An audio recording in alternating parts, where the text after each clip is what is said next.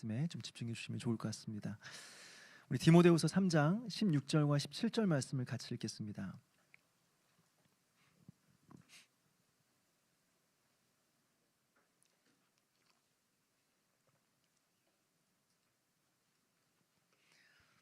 디모데후서 3장 16절과 17절 말씀 우리 같이 한 목소리로 읽겠습니다. 시작. 모든 성경은 하나님의 감동으로 된 것으로 교훈과 책망과 바르게 함과 의로 교육하기에 유익하니 이는 하나님의 사람으로 온전하게 하며 모든 선한 일을 행할 능력을 갖추게 하려 함이라. 아멘. 한번 기도하시겠습니다.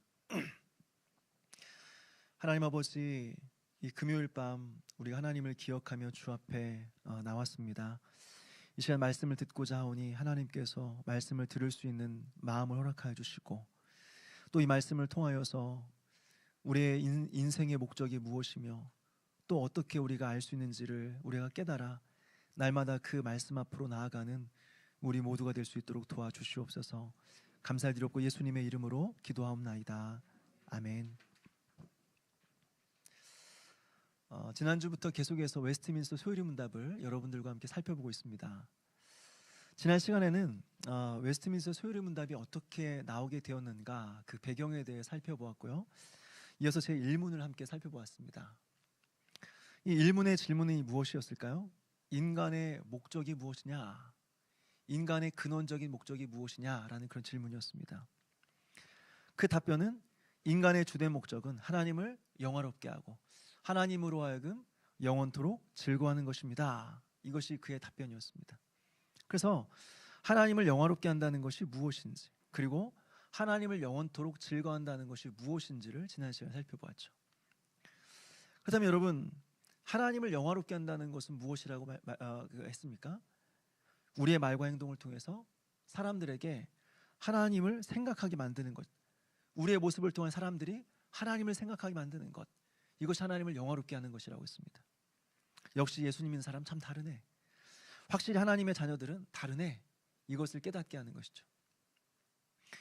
이렇게 사람들이 우리를 통해서 하나님을 생각하게 되는 거예요. 다시 말해서 우리가 걸어다니는 하나님의 광고판이 되는 것입니다.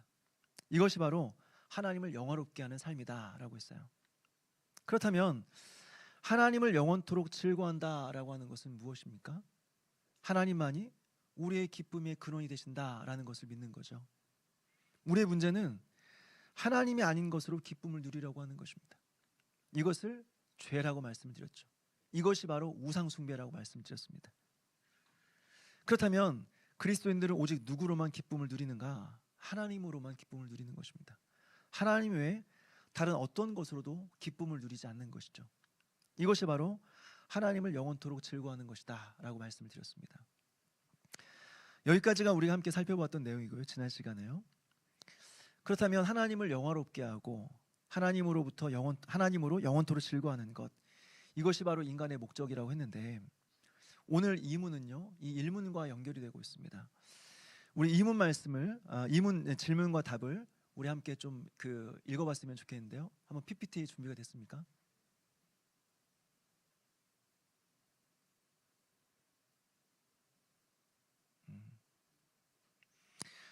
제가 질문하고 제가 답변하겠습니다.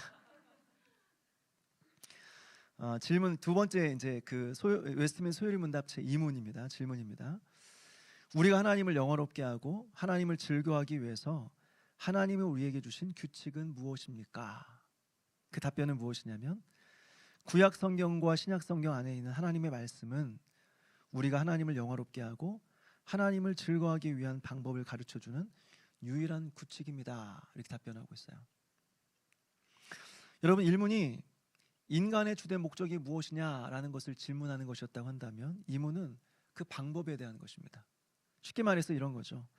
지난 시간에 인간의 주된 목적이라는 것이 하나님을 영화롭게 하는 것이고 하나님을 영원토록 즐거워하는 것이다 라는 사실을 배웠는데 나도 그렇게 살고 싶다, 나도 그렇게 하고 싶다, 그 목적이 참 마음에 든다, 나도 따르고 싶다. 그런데 하나님을 영화롭게 하고 그분을 영원토록 즐거워할 수 있는 그 길이 뭐냐? 우리가 어떻게 그러한 삶을 살아갈 수 있느냐? 이 질문에 대한 대답이 바로 2문이라는 것입니다. 즉 인간의 주된 목적을 따라 살아갈 수 있는 방법, 그 길에 대한 설명인 것입니다. 이것을 오늘 여러분들과 좀 살펴보려고 합니다. 여기서 먼저 이제 알아야 될 것이 있는데요. 질문, 이문과 그 답변에서 전제하고 있는 것이 있습니다. 그것이 무엇이냐면, 첫째로 인간은 하나님을 영화롭게 하고 하나님을 영원토록 즐거워하는 그 방법을 모른다는 것입니다. 그 길을 모른다라고 하는 것이죠. 다시 말해서 아무리 인간을 향한 하나님의 계획과 목적이 있다고 할지라도 인간은 알 수 없다, 이것을 전제하고 있습니다. 둘째로, 그렇기 때문에 이 모든 것들은 하나님께서 인간에게 직접 알려주셔야만 한다, 이 두 가지를 전제하고 있습니다. 여러분, 이것은 너무나 당연한 것처럼 생각이 되지만 사실 그렇지 않습니다. 인간의 역사를 돌아보게 되면요, 인간은 끊임없이 자신의 목표와 목적에 대해서 스스로 생각했고 그 목적을 이루기 위해서 끊임없이 스스로 노력해온 역사입니다. 예를 들어 철학의 역사를 보게 되면요, 인간은 끊임없이 진리를 추구했었습니다. 그리고 거기에 끊임없이 그 진리에 합치하려고 노력했었습니다. 왜 그럴까요? 그 진리에 인간이 합치될 때 그때 비로소 인간이 행복할 수 있다라는 사실을 예수 믿는 사람들 아닌 사람들도 알고 있었기 때문에 그렇습니다. 그래서 진리가 무엇인가, 어떻게 하면 그 진리에 합치될 수 있는가, 이것을 고민하며 살았다라고 하는 거죠. 그런데 근대에 들어서면서 이러한 노력 자체가 불가능하다라는 결론에 도달하게 되었습니다. 근데 무슨 일이 있었는가? 이전까지는 진리가 내 밖에 객관적으로 있다, 이렇게 알고 있었어요. 그렇게 믿었습니다. 그래서 그것을 발견하고 그것에 합치하려고 노력했습니다. 그런데 근대에 들어서면서 특별히 데카르트라는 사람, 여러분 한 번 정도 들어봤을 겁니다. 학교 다닐 때요, 데카르트라는 사람이 등장해서 유명한 말을 남깁니다. 혹시 아십니까? 성경 아니니까 몰라도 됩니다. 데카르트라는 사람이 뭐라고 말했냐면, 나는 생각한다, 고로 나는 존재한다, 이렇게 말을 했어요. 무슨 말입니까? 나의 바깥에 진리가 있다고 하는데 그 진리가 있다는 사실을 내가 어떻게 하느냐, 내가 어떻게 하느냐, 혹시 진리가 있다고 할지라도 그걸 내가 어떻게 진리라고 받아들일 수 있느냐라고 하는 것입니다. 쉽게 말해서 이전까지의 관심은 존재였습니다. 형이상학이었습니다. 존재란 뭐냐? 진리라는 것은 존재하는가? 신은 존재하는가? 그리고 어떻게 인간은 어떻게 살아갈 수 있는가? 라고 하는 것이었습니다. 그런데 근대에 들어서면서 사람들의 관심이 존재가 아니라 인식론으로 바뀌기 시작했습니다. 진리? 신? 좋다. 그런데 그것을 우리가 인식할 수 없다고 한다면 그 뭔 소용이냐? 뭔 소용이냐 하는 것입니다. 그래서 데카르트는 세상과 신을 인식하기 위한 한 가지 방법을 선택하는데요, 그것이 바로 방법적인 회의론이었습니다. 쉽게 말해서 모든 것을 다 의심해 본다, 그대로 받아들이지 않는다, 모든 것을 다 의심해 본다. 지금까지 이게 진리야? 이게 신이야? 이게 선한 거야? 이게 정이야? 그럼 일단 받아들였어요. 그렇구나, 받아들였습니다. 믿었어요. 근데 이제부터는 아니라는 거예요. 이제 다 의심해 보겠다는 거예요. 이제는 있는 그대로 받아들이지 않겠다는 것입니다. 그러다 한 가지 깨달은 사실이 있어요. 모든 것을 다 의심하면서 진리가 무엇인지, 그리고 이 세상에 중요한 것이 무엇인지를 생각해 보는 거죠. 의심해 보았는데 의심할 수 없는 딱 한 가지를 발견하게 됐어요. 그게 뭐냐? 의심하고 있는 나 자신은 의심할 수 없다는 거예요. 모든 것은 다 의심이 되는데 의심하고 있는 지금 나는 의심할 수 없다는 거죠. 의심하고 있는 내가 여기 있다는 사실을 부인할 수 없다는 것이죠. 이게 바로 그 유명한 말이에요. 나는 생각한다, 고로 나는 존재한다. 이 말은 정확하게 이 말입니다. 내가 의심하고 생각하는 바로 그 순간 생각하는 나의 존재만큼은 부정할 수 없다라고 하는 그런 의미인 거죠. 그 결과 어떻게 되었습니까? 이제부터는 진리든 신이든 정이든 선이든 도덕이든 뭐든지 간에 이 내가 판단하는 겁니다. 그건 내가 판단하는 거예요. 내가 인정하지 않는 이상 그것은 진리가 아니에요. 내가 받아들이지 않는 이상 신이고 뭐고 없어요. 없는 거예요. 그때부터 지금까지 있었던 사고의 틀이 이제는 완전히 전환이 되게 된 것입니다. 진리, 신, 도덕, 정의, 그건 네 생각이고 그건 당신 생각이고 나는 모르겠다 이거예요. 다시 말해서 내가 이해하고 경험하지 않는 순간, 않는 한 나는 받아들이지 않는다라고 하는 것입니다. 여러분, 여기에 도장을 찍은 사건이 하나 있어요. 바로 세계 1, 2차 세계대전이 일어납니다. 이제까지는 그래도 그렇게 생각을 했어도 여전히 인간은 선하다. 그리고 인간은 열심히 노력하면 이 세상을 좀 더 아름답게 만들 수 있다라는 그런 기대감, 그런 믿음이 있었습니다. 근데 세계 1, 2차 세계대전이 일어나면서 어떻습니까? 인간이 개발한 최첨단 무기들로 인해서 수많은 사람들이 죽어가고 나라가 망하는 것을 보게 되는 것입니다. 그러면서 인간에 대한 신뢰 자체가 사라져 버렸어요. 그러면서 우리가 한 번쯤은 들어봤을 법한 포스트 모더니즘 시대가 돌아오게 됩니다. 이제 진리 같은 것은 없는 겁니다. 진리는 없다. 예전에는 그래도 진리가 있는데 나는 잘 모르겠다 이런 것이었다고 한다면 이제는 어떻게 해요? 진리 같은 건 없다. 나 관심 없다. 그러니까 내 마음대로 살겠다 이거죠. 그러니까 이런 사상에 사로잡힌 사람들이 하는 말이 뭐예요? 착하게 살아라, 옳게 살아라, 바르게 살아라 이것이 아니라 야, 네가 원하는 대로, 네가 바라는 대로 너의 꿈을 이루어야지 라고 하는 것입니다. 이게 바로 오늘날 우리가 살아가는 모습이 되는 것입니다. 진리는 없고 각자가 생각하는 바가 진리가 되어 살아가는 것이죠.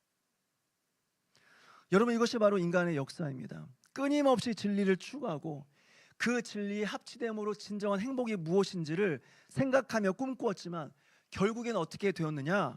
결국에는 모르겠다. 결국에는 모르겠다. 진리가 있는지도 모르겠고 있어도 못 찾겠다. 그러니까 내가 원하는 대로 바라는 대로 살아야겠다. 그래서 이제는 진리를 아무데나 갖다 붙여요. 진리를 찾지 않습니다. 그냥 아무데나 진리를 갖다 붙입니다. 옷은 이렇게 입어야 진리지. 옷은 화이트 앤 블랙이 진리지. 음식은 이렇게 먹는 게 진리지. 음식에 여기다 음식에 이걸 넣어 먹어야 진리지. 아무데나 진리를 이제 갖다 붙이기 시작하는 것입니다. 오늘 이 영향을 받은 것 중에 하나가 바로 상담이에요. 상담. 상담은 교회 사역 중에 굉장히 중요한 필요한 사역 중에 하나가 되었습니다. 갈수록 마음이 어려운 사람들이 많아졌어요. 그래서 어떤 사람들은 말해요. 우리나라 사람들이 둘 중에 한 명은 다 우울증이래요. 둘 중에 한 명은 다 우울증이다. 물론 실제로 그런지는 확인해 봐야겠지만 그 정도로 우리의 마음과 정신에 있어서 많은 사람들이 어려움을 겪고 있다는 거예요. 이제 특별한 일이 아니라 대부분의 사람들이 그 어려움을 겪고 있다는 것입니다. 그러니까 교회 사역 중에 상담의 비중이 상당히 커지고 있는 현실인 것이죠. 그런데 상담의 전제에 대해서는 저는 심각하게 도전하고 싶은 거예요.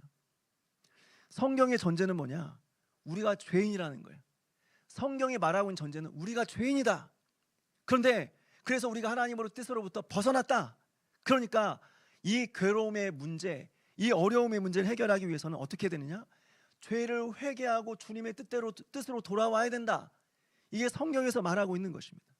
근데 성경의 상담의 어떤 이 상담의 이 전제들은 뭐예요? 많이 힘들지? 많이 어렵지? 괜찮아. 네 잘못 아니야. 괜찮아. 네 잘못 아니야. 뭐가 괜찮다는 거예요 도대체? 뭐가 네 잘못이 아니라는 거예요? 어떻게 그걸 증명할 수 있어요?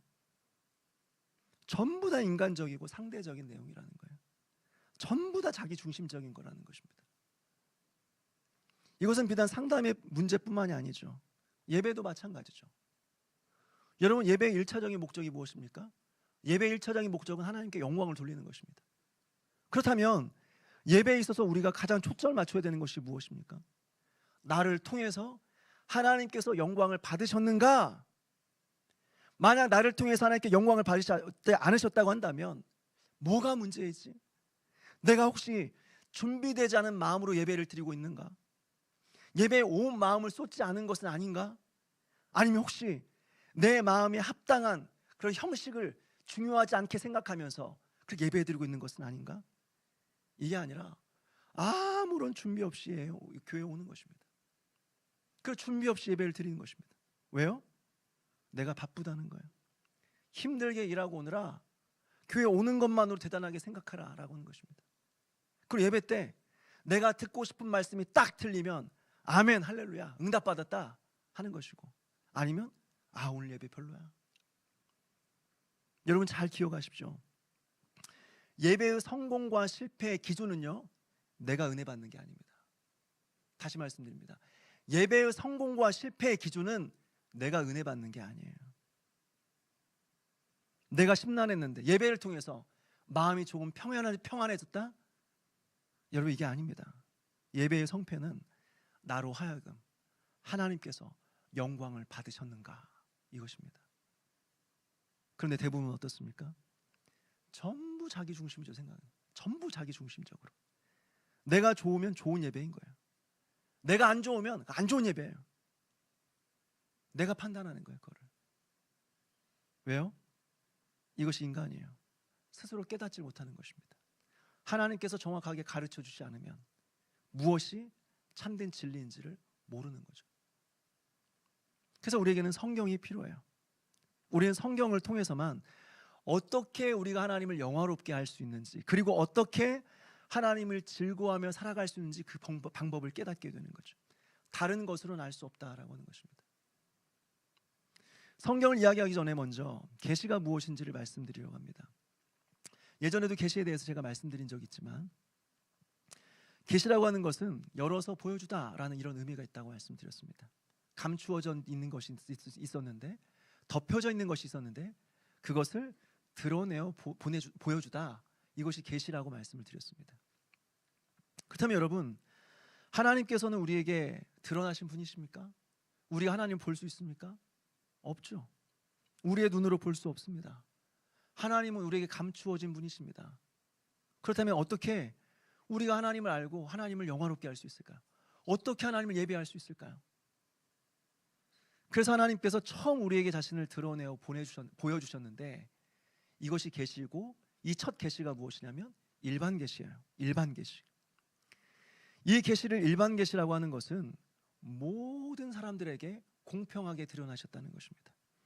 누구에게는 드러내시고 누구에게는 감추신 것이 아니라 모든 사람들에게 자기 자신을 드러내셨다. 이게 일반 계시라고 말씀을 드렸습니다. 그런데 이 일반 계시를 또 자연 계시라고 해요. 자연 계시라고 말하는 이유는 하나님께서 자기 자신을 드러내 보여주셨는데 대부분 자연을 통해서 드러내 주셨다는 거예요. 그래서 인간은 하나님께서 만드신 자연 만물을 통해서 하나님을 알게 되는 것입니다. 그리고 그 자연 만물을 보면서 하나님의 위대하심을 알게 되는 것이죠. 그래서 하늘을 보고 산을 보고 바다를 보면서 이 세상을 창조하신 창조주 하나님의 위대하심을 찬양하게 되는 것이죠. 이것이 일반 계시예요. 뿐만 아니라 하나님께서는 우리에게 양심이라는 것을 주셨어요. 그래서 우리 안에 있는 선한 양심을 통하여서 선과 악을 분별하죠. 그리고 어떻게 하면 하나님을 기쁘시게 드릴 수 있을까 고민하면서 악을 선택하는 것이 아니라 선을 선택하면서 하나님께 영광 돌리는 삶을 살아가게 되는 것이죠. 이것이 일반 계시예요. 이것이 자연 계시예요. 근데 문제는 인간이 죄를 지었습니다. 인간이 죄를 지으면서 인간에게 두 가지 어두움이 찾아오게 되죠. 첫 번째 어두움은 자연 만물에 찾아옵니다. 그래서 예전에는 이 자연 만물을 바라보게 되면 찬란하게 하나님의 영광을 드러내고 있었는데, 이제는 자연이 빛을 잃어버렸어요. 그래서 자연을 바라보면서 야, 참 대단하다, 참 멋지다, 이런 생각은 들면서도 하나님을 생각하지 못해요. 하나님을 생각하지 못한다고요. 두 번째 어둠은 인간의 지성에 찾아옵니다. 그래서 이 세상을 아무리 찾아보고 발견하고 관찰하지만 하나님께서 만드신 이 피조 세계를 바라보면서도 더 이상 이제는 하나님을 발견하지 못하는 것입니다. 왜요? 인간의 눈에 어둠이 찾아온 겁니다. 인간의 지성에 어둠이 찾아온 겁니다. 봐도 이제는 알지 못하는 것입니다. 봐도 깨닫지 못하는 것입니다. 그리고 우리의 양심이 어두워져서 선과 악을 구분하지 못해요. 그리고 이것이 분명히 선이라고 생각해도 악을 기뻐하며 살아가요.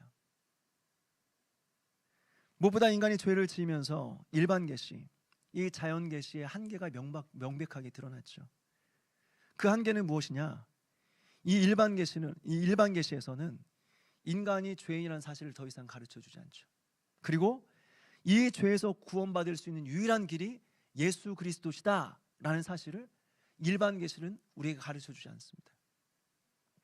그래서 하나님께서 인간에게 특별한 계시를 주셨는데, 이것을 우리가 특별 계시라고 부르는 이유는 무엇이냐? 모든 사람들이 주신 계시가 아니라 하나님께서 특별히 선택한 사람들에게만 주신 계시다라고 해서 특별 계시라고 하는 거예요. 그러니까 모든 사람들이 이 계시를 받을 수도 없고 받아도 이해할 수 없다라고 하는 것이죠. 그래서 예수님께서 비유로 말씀하시면서 뭐라고 말씀하시느냐? 너희가 듣기는 들어도 깨닫지 못할 것이요 보기는 보아도 알지 못하리라. 이것이 특별 계시입니다. 또 한 가지 특별 계시라고 하는 이유는 방법에 있어서 특별하다. 방법에 있어서 특별하다. 앞서 일반 계시는 자연을 통해서 모든 사람들에게 하나님이 누구신지를 보여주는 것이다 라고 했어요. 또 양심을 통해서 하나님을 드러내시는 거죠. 그런데 이 특별 계시는 오직 하나, 오직 성경을 통해서만 드러나는 겁니다. 다시 말해서 하나님의 존재와 하나님의 뜻에 대한 명확한 진리를 이제는 성경이 아니고서는 어느 누구도 알 수 없다라고 하는 것입니다. 이런 면에서 특별 계시인 거예요. 그리고 이런 면에서 특별 계시를 우리는 성경 계시라고 말하기도 합니다. 여기서 한번 정리하고 넘어간다면, 인간의 주된 목적에 대해서 인간이 아무리 알고 동의한다고 할지라도 그 방법에 대해서 우리가 알 수도 없고 하나님께서 가르쳐 주셔야 된다라고 했습니다. 왜냐? 인간이 알 수 없다는 사실을 역사가 증명해 주고 있는 것이죠. 그래서 하나님께서 우리에게 주신 정해진 규칙이 있는데, 그 규칙이 뭐냐? 계시라는 거예요. 처음에는 일반 계시였는데 인간이 죄를 지음으로 말미암아 어둠이 찾아왔어요. 그래서 아무리 자연을 보고 나의 양심을 봐도 하나님을 알 수가 없어요. 그분의 뜻을 알 수가 없어요. 그래서 하나님께서 우리에게 특별히 주신 계시가 특별 계시, 성경이라는 거예요. 이 성경을 통해서만 인간 하나님의 뜻을 명확하게 발견할 수 있다. 다시 말해서 오직 이 성경을 통해서만 하나님을 영원롭게 하는 삶이 무엇인지, 하나님을 영원토록 즐거워하는 삶이 무엇인지를 발견할 수 있다라고 하는 것입니다. 그렇다면 여러분, 여기서 한 가지 더 생각해 보았으면 좋겠는데요. 특별 계시를 통해서만 우리가 하나님의 뜻을 발견하고 인간의 참된 목적을 발견할 수 있다라고 말씀을 드렸습니다. 그리고 이것이 성경이라고 말씀을 드렸습니다. 그런데 특별 계시가 성경이다라는 사실을 어떻게 알 수 있을까요? 혹시 특별 계시가 성경이 아니고 다른 것일 수 있지 않습니까? 아니면 성경 말고, 특별 계시가 성경 말고 다른 경전일 수도 있지 않습니까? 이게 아니라고 한다면 여러분 어떻게 할 겁니까? 누가 책임질 수 있을 것입니까? 여러분, 우리가 가지고 있는 성경이 특별 계시고 우리의 구원과 하나님의 영광을 위한 유일한 규칙이 된다는 사실을 증명할 수 있는 근거가 여러 가지가 있는데요. 오늘 두 가지만 말씀드리려고 합니다. 첫째로 성경의 통일성입니다. 성경은 1600년 동안 쓰여졌습니다. 1600년 동안 40여 명이 넘는 저자들을 통해서 기록되었습니다. 근데 놀랍게도 성경 전체가 짝을 이루고 있어요. 성경 전체가 통일성을 가지고 있습니다. 마치 이런 것입니다. 한 번도 만나본 적이 없는, 서로 모르는 사람들 40명이 모였습니다. 그리고 너희가 쓰고 싶은 글들 마음껏 써봐. 아무렇게나 다 써봐. 그리고 나중에 그 쓴 거를 모아봤어요. 모아서 봤더니 마치 한 사람이 쓴 것처럼 글 전체가 처음부터 끝까지 한 가지의 주제를 가지고 가지런하게 정리가 되어진 거죠. 그러면서 성경 전체가 그 글 자체가 완벽하게 짝을 이루고 있는 거죠. 여러분, 이런 일들이 일어날 수 있을까요? 불가능한 것입니다. 성경이 이렇다는 거예요. 그렇다면 여기서 우리는 무엇을 깨닫습니까? 성경은 사람의 작품이 아니라는 것입니다. 인간이 지어낸 이야기가 아니라는 거예요. 성경은 하나님의 작품이에요. 성경은 하나님의 계시예요. 이거 외에는 설명할 방법이 없다는 거예요. 설명할 방법이 없다. 두 번째로 성경의 자증성입니다. 성경이 하나님의 계시라는 것을 누가 증거하느냐, 누가 증명하느냐? 성경 스스로 증명한다는 거예요. 성경 스스로. 이게 성경의 자증성의 원리입니다. 역사적으로 수많은 사람들이 성경이 하나님 말씀이 아니다, 진리가 아니다, 이것을 증명하기 위해서 성경을 펼쳤습니다. 그러다가 성경이 진리임을 성경을 읽다가 발견하는 거죠. 그리고 하나님 앞에 항복하면서 예수를 믿게 된 수많은 사람들의 이야기를 우리는 듣습니다. 그 중에 한 사람이 전해진 이야기에 따르면 배너 작품을 쓴 루 윌리스라는 사람입니다. 이 사람은 처음에는 하나님 없다는 것을 한번 증명해 봐야겠다 성경을 펼쳤어요. 근데 그 성경을 읽으면서 그 성경 앞에 무릎을 꿇게 되죠. 하나님은 살아계시다, 예수 그리스도는 우리의 구원자다 고백하게 되는 거죠. 그러면서 예수가 진짜 구원자라는 사실을 증명하고 드러내기 위해서 배너라는 작품을 썼다라는 이야기를 들은 적이 있습니다. 여러분, 이렇게 성경은요, 성경 자신이 진리임을 증명하고 있습니다. 우리 중에 어느 누구도 이 성경이 진짜야 증명해 줄 수 있는 사람 아무도 없어요. 도대체 그 사람이 누구길래, 도대체 그 사람이 얼마나 대단한 사람이길래 이 성경이 진리라고 증명할 수 있겠습니까? 그 사람이 성경보다 더 높은 권위를 가지고 있는 사람이 아니라고 한다면 어느 누구도 성경이 하나님 말씀이다, 진리다 증명할 수 있는 사람은 없다라고 하는 거예요.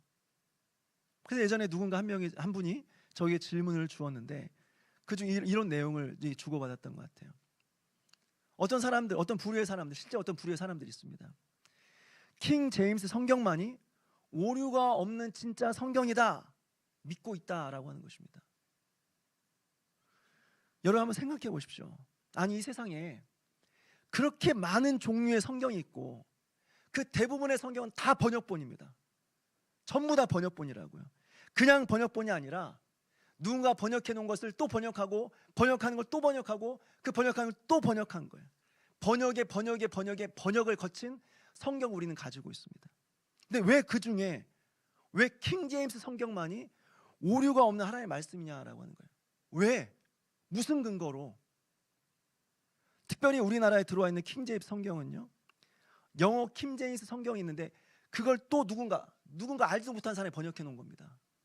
근데 어떻게 그것만이 오류가 없는 성경이 될 수 있냐라고 하는 거예요.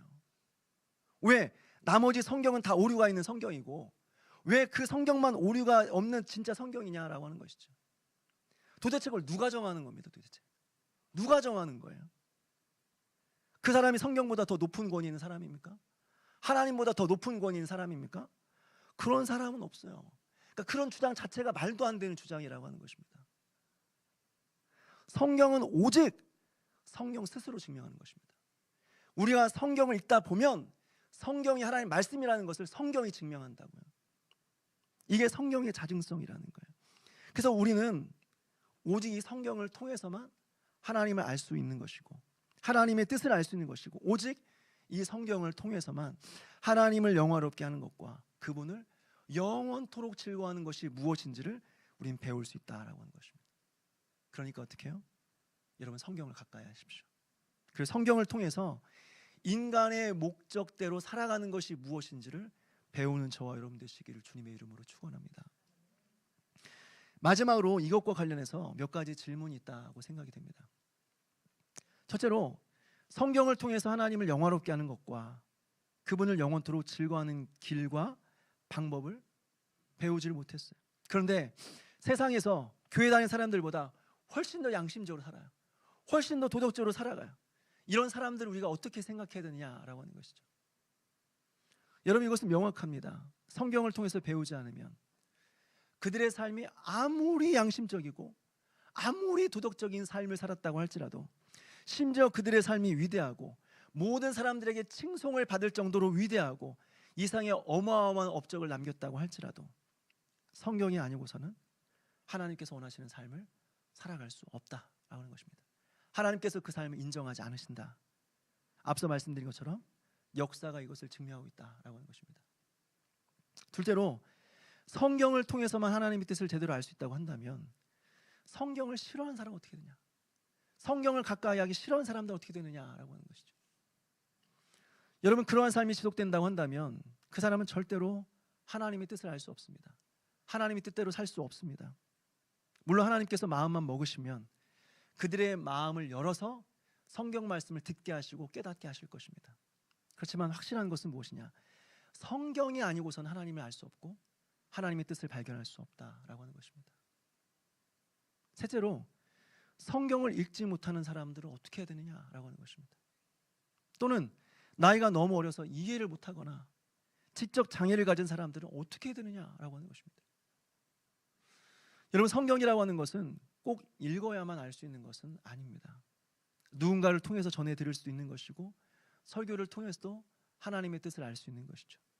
무엇보다 이해력이 떨어지거나 장애를 가진 사람이라고 할지라도 우리는 이 한 가지를 기억할 수 있어야 돼요. 우리의 이해와 믿음 또한 우리 안에서 역사하시는 성령 하나님의 선물이다라고 하는 것입니다. 그래서 우리가 말씀을 듣는 자리에 있다고 한다면, 그리고 하나님의 말씀을 사모하고 있다라고 한다면, 하나님께서는 우리 마음 가운데 역사하셔서, 성령께서 친히 우리 안에 역사하셔서 그 말씀을 듣게 하시고 이해하게 하시고 깨닫게 하시고 믿게 하신다라고 하는 것입니다. 그러니까 성경이라고 하는 것은 우리의 IQ의 문제가 아닌 거예요. 머리의 똑똑함의 문제가 아니라는 것입니다. 성령의 능력의 역사이고 하나님의 은혜의 문제다라고 하는 것입니다. 마지막으로, 성경 말고 다른 방법을 통해서 하나님의 뜻을 알게 되었다라고 하는 사람들이 있는데, 이것을 우리가 어떻게 이해할 수 있느냐라고 하는 것입니다. 여러분, 먼저 하나님께서는요, 성경 말고도 특별한 순간에는 꿈과 이상으로, 때로는 기적과 환상으로 자신의 뜻을 보여주시기도 하십니다. 그런 경우는 보통 선교 초기에 말씀이 풍성하지 않고 말씀이 정확하게 선포되거나 해석되지 않는 그런 시기에 주로 일어나는 일입니다. 그럼에도 불구하고 우리가 꿈과 이상, 그 환상을 통해서 하나님의 뜻을 발견했다고 한다면, 하나님의 메시지를 들었다고 한다면, 반드시 그것이 과연 성경과 일치하는지를 우리는 분별할 필요가 있습니다. 검증하는 과정이 필요합니다. 그렇지 않으면 그것이 하나님의 뜻인지 아닌지는 어느 누구도 확인해 줄 수 없다라고 하는 것이죠. 특별히 오늘날에도 그런 것들을 꿈꾸고 있다면, 하나님 말씀이 아니고 다른 특별한 환상이나 어떤 이상들을 통하여서 하나님 뜻을 발견해야겠다라는 것들을 꿈꾸고 있다면 빨리 돌이켜야 됩니다. 빨리 돌이켜야 됩니다. 그것은 하나님의 뜻이 아닙니다. 하나님의 뜻이 아닙니다.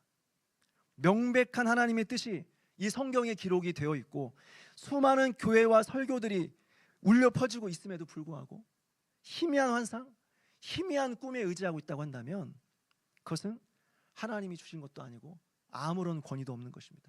아무 유익이 없는 것입니다. 오히려 교회만 혼란스럽게 만드는 것입니다. 말씀을 정리합니다. 하나님께서는 인간에게 분명한 목적이 있다라고 말씀하고 있습니다. 그것은 하나님을 영화롭게 하는 것, 그리고 하나님을 영원토록 즐거워하는 것이다 라고 했습니다. 그리고 우리는 이것을 오직 성경을 통해서만 알 수 있다라고 했습니다. 오직 성경을 통해서만 하나님을 영화롭게 하는 것과 그분을 영원토록 즐거워하는 삶을 살아가는 것, 이것을 배울 수 있다고 오늘 우리가 이 이문을 통해서 깨닫게 됩니다. 그러니 여러분, 이 말씀 앞에서 우리가 어떻게 되겠습니까? 여러분, 성경을 가까이 하십시오. 성경을 가까이 할 수 있는 것이 복입니다. 그것이 은혜입니다. 그리고 성경을 통해서 인간의 목적대로 살아가는 그 삶이 무엇인지를 배우고 실제로 그렇게 살아가는 삶을 통하여서 하나님께서 우리에게 진정으로 주시고자 하셨던 그 행복과 은혜가 무엇인지를 직접 경험하며 살아가는 저 여러분 되시기를 주님의 이름으로 축원합니다. 우리 모두 일어나셔서 같이